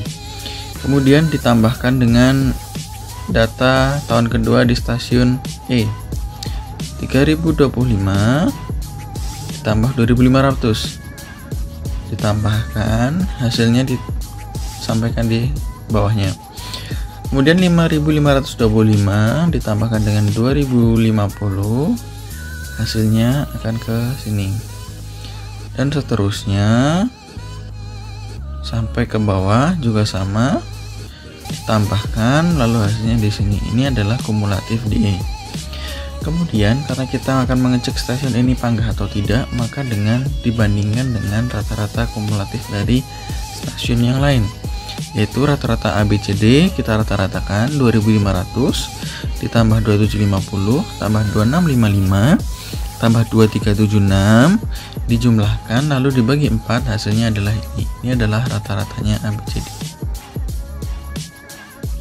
Kemudian sama hasilnya dari rata-rata ABCD dikumulatifkan. Dari sini ditambahkan ke tahun berikutnya, hasilnya di sini. Terus begitu seperti itu sampai dengan tahun terakhir. Jika sudah membuat tabel seperti ini, maka selanjutnya dibuat grafik dan dicari slope-nya. Setelah itu dikoreksi dari fungsi Y sama dengan titik-titik ditambah titik-titik pada X tersebut.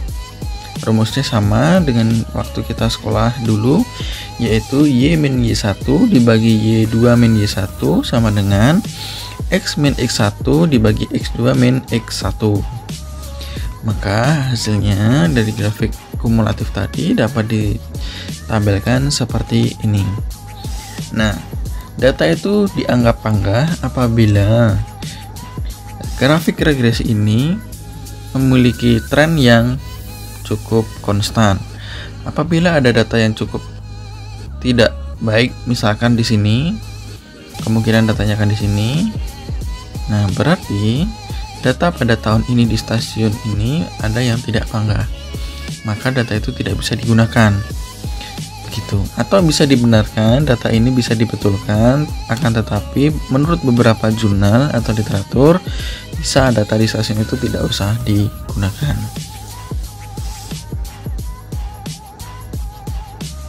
Kemudian tugas untuk rekan-rekan dan adik-adik sekalian, ini adalah stasiun A, B, C, D, E, dan F dari tahun 85 sampai 2006.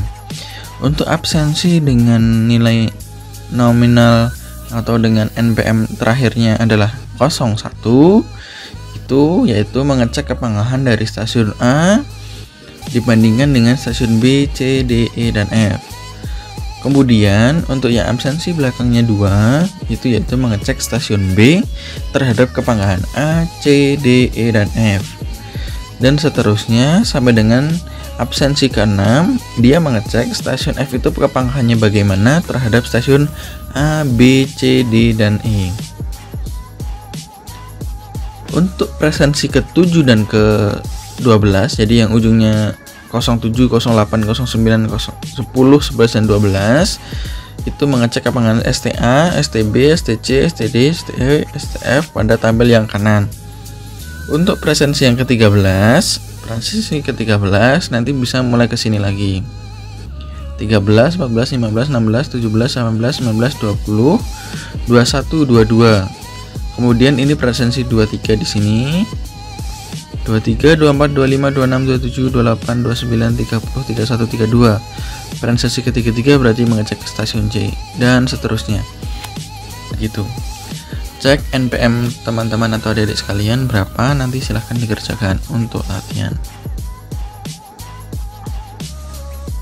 Kemudian masalah pengukuran di lapangan. Untuk memperkirakan hujan wilayah das dengan metode-metode sebelumnya, hasilnya dapat mendekati kebenaran jika kerapatan jaringannya itu cukup memadai terhadap luas wilayah das dan semua peralatan dapat berfungsi dengan baik. Ini jurnal dari Cortes and Brunes tahun 96. Semakin banyak stasiun hujan, maka akan semakin besar nilai keakuratannya. Nah, sebagai contoh ini, stasiun A dan stasiun B pada suatu das dengan dilintasi suatu sungai, maka untuk memperkirakan hujan wilayah das itu untuk mendekati kebenaran, maka kerapatannya adalah N adalah jumlahnya, N merupakan jumlah stasiun untuk peramanan banjir, dan A adalah luas wilayah dalam kilometer persegi. Bisa juga dengan cara ini atau dengan cara sebelumnya yang di awal itu sudah ada stasiunnya, lalu dibutuhkan berapa stasiun hujan. Tapi ini jika ini adalah stasiun yang hujan belum ada, maka bisa dilakukan dengan rumus ini. Jumlah stasiun hujan untuk peramanan banjir N itu adalah A pangkat 0,33, maka ketemu berapa jumlah stasiun hujannya. Persoalannya adalah meskipun dengan jumlah stasiun lebih banyak dan kerapatan lebih tinggi, gambar di atas, tetap saja tidak cukup. Hal ini mengapa? Sebagai contoh seperti ini. Luas wilayah yang ditangkap atau diukur oleh suatu penakar hujan itu hanya 200 sampai 400 cm persegi. Ini adalah luas wilayah yang dapat ditangkap atau diukur oleh suatu penakar hujan. Jadi ini hanya mewakili 200 sampai 400 cm persegi. Diameter penakar, diameter stasiun itu adalah 20 sampai 30 cm. Sehingga untuk wilayah das seluas 2,6 km, dalam satu das itu hanya akan diukur dalam sampel hujan sebesar 1/100 jutanya. Sehingga kejadiannya itu akan seperti ini. Nah, seperti ini. Gambar yang kiri dan kanan merupakan gambar kondisi keadaan hujan yang berbeda. Pada kasus ini, pada gambar yang sebelah kanan dan B sebelah kiri dapat mempresentasikan dengan baik keberadaan atau potensi dalam suatu hujan. Perhitungan dan interpolasi yang dilakukan pun akan menjadi salah. Salah satu cara untuk mengantisipasi hal ini adalah dengan menggunakan peralatan radar meteo untuk pengukuran. Contohnya seperti ini. Stasiun hujan di A dan B pada gambar A, ini hujan terjadi di tengah-tengah antara stasiun A dan stasiun B. Besaran yang berada di tengah ini jumlahnya cukup banyak dan di arah ke sana akan menjadi kecil, di sebelah sini juga akan kecil. Padahal di das ini dia mengalami hujan yang cukup besar, tapi yang tercatat hanya kecil. Ini salah satu kelemahannya. Sebaliknya kasus yang gambar B, hujan terjadi di stasiun A cukup besar, sedangkan di stasiun B di tempat pengukuran ini justru tidak ada pencatatan hujan sama sekali. Nah, ini juga akan menimbulkan kekurangan data yang tidak valid dan menyebabkan pembangunan di sini menjadi tidak akurat. Maka lebih baik datanya menggunakan data radar. Jika suatu daerah das itu memiliki stasiun yang cukup banyak, maka dapat digunakan data hujan stasiun itu untuk klarifikasi. Nah, ini adalah pengukuran dengan radar. Radar itu adalah singkatan dari Radio Detecting and Ranging. Radar mentransmisikan sinyal pada band S yang akan dipantulkan jika bertemu dengan titik-titik hujan atau benda lain yang ada di atmosfer. Selanjutnya, radar melakukan scanning selama 10 menit, memutar dengan interval 0,5 derajat pada arah ketinggian. Pengamatan pantulan dari proses ini diintegrasikan dalam skala ruang dan waktu untuk menghasilkan estimasi ukuran dan kerapatan partikel suatu kolom atmosfer pada lokasi tertentu. Selanjutnya data digitalisasi dalam grid cell. Nah, ini dalam grid cell, datanya digitalisasi dalam grid cell sehingga disebut HRAP atau Hydrological Rainfall Analysis Project. Nah, ini radarnya. Yang jika teman-teman atau adik-adik melihat di kantor BMKG ada seperti ini di gedung luarnya, ini merupakan radarnya. Di Amerika Serikat radar cukup banyak sehingga dapat menginterpretasikan hujan di kawasan itu sendiri.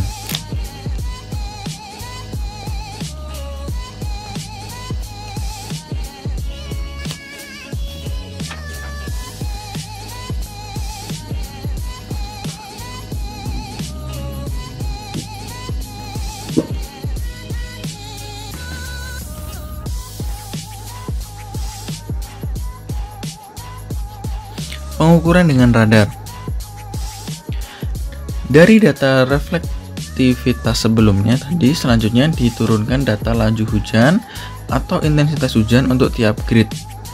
Satu grid ini kurang lebih besarannya mewakili 4 x 4 km. Gridnya itu adalah 4 x 4 km. Karena kekuatan sinyal pantulan berhubungan dengan ukuran dan kerapatan dari benda atau partikel yang terukur di atmosfer. Ini pantulannya, dan ini adalah gambar ilustrasinya. Nah, gambar ini mengilustrasikan keuntungan menggunakan data radar. Data-data grid ini tadi adalah ukurannya 4 x 4 km. Selanjutnya data radar ini akan memberikan informasi estimasi hujan dalam bentuk grid yang lebih proporsional. Artinya, daerah yang hujan nilainya berbeda dengan yang tidak terkena hujan. Umumnya data hujan ini berasal dari estimasi radar ditampilkan dalam format grafis dengan daerah yang berintensitas lebih tinggi. Berwarna lebih gelap seperti ini. Yang ini lebih gelap. Yang berwarna lebih gelap ini menunjukkan data intensitasnya lebih tinggi. Dengan cara ini, data hujan dalam suatu das itu dapat direpresentasikan dengan lebih baik. Hujan rata wilayah juga dapat diperkirakan dengan lebih baik pada setiap waktu karena dengan radar pergerakan dan perkembangan awan hujan ini dapat terus dimonitoring. Dengan suatu seri gerakan scanning radar yang sudah dijelaskan sebelumnya dan dengan rentang waktu terkait dengan tebal hujan rata-rata untuk tiap sel di dalam das dapat diperkirakan. Nah, makanya akan bisa muncul gambar radar seperti ini.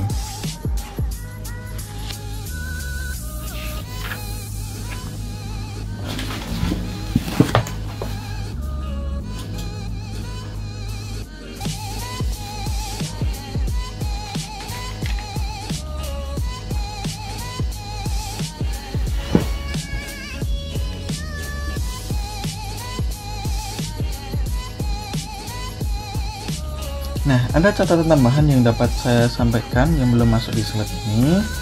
Untuk mendapatkan data hujan tadi dapat dilakukan dengan download data hujan satelit TRMM. Ini salah satu cara yang ada di Amerika Serikat atau di dunia lain.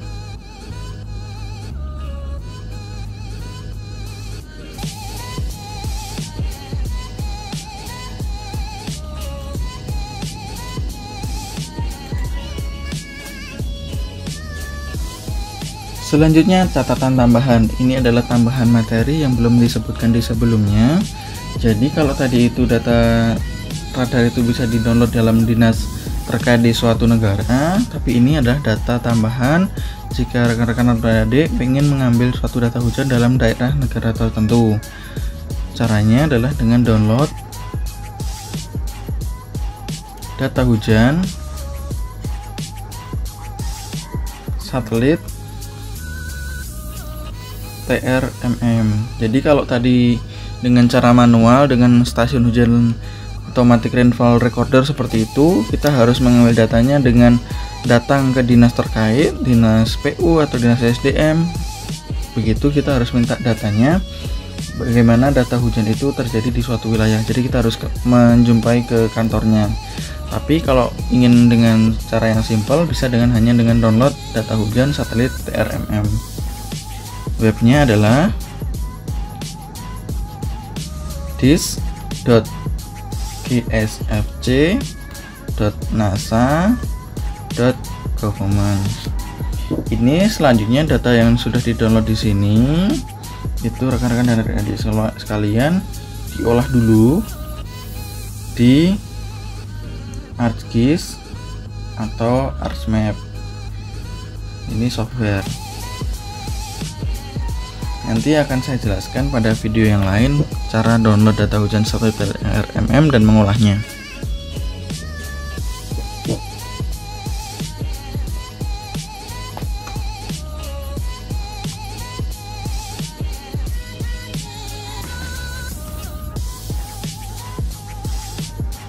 Cara lain ada lagi, yaitu dengan cara mendownload SHP stasiun curah hujan.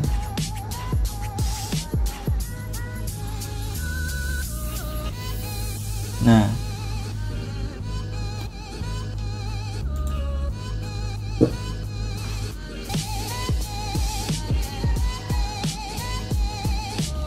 adalah dengan cara mendownload stasiun curah hujan dengan data SHP. Hujan di seluruh Indonesia di data online ada, itu dapat di-download di bmkg.go.id. Ini kalau di Indonesia adalah bmkg.go.id. Jika di luar negeri ya di webdis.gsfc.nasa.government ini. Ini dari sini rekan-rekan adik-adik sekalian akan bisa mengambil data yang cukup banyak, diantaranya adalah data arah angin, data curah hujan, data kelembapan, kemudian lama penyinaran, matahari, kemudian temperatur. Jadi dapat saya simpulkan, jika mengambil data hujan yang manual atau RR yang ada itu, kita harus mengambil di kantor Dinas SDM atau kantor PU atau di Balai Besar Wilayah Sungai. Tapi jika ingin dengan otomatis, kita bisa download dan diolah sendiri. Itu dari download di data hujan satelit TRMM, kemudian diolah di ArcGIS atau ArcMap, atau kita bisa mendownload SHP stasiun curah hujan di bmkg.go.id. Di sini kita bisa mengambil data arah angin, curah hujan, kelembapan, lama penyinaran matahari, dan temperatur. Ya, itu yang dapat saya sampaikan, kurang lebihnya mohon maaf. Billahi taufiq wal hidayah. Wassalamualaikum warahmatullahi wabarakatuh. Ditunggu di file video berikutnya. Terima kasih.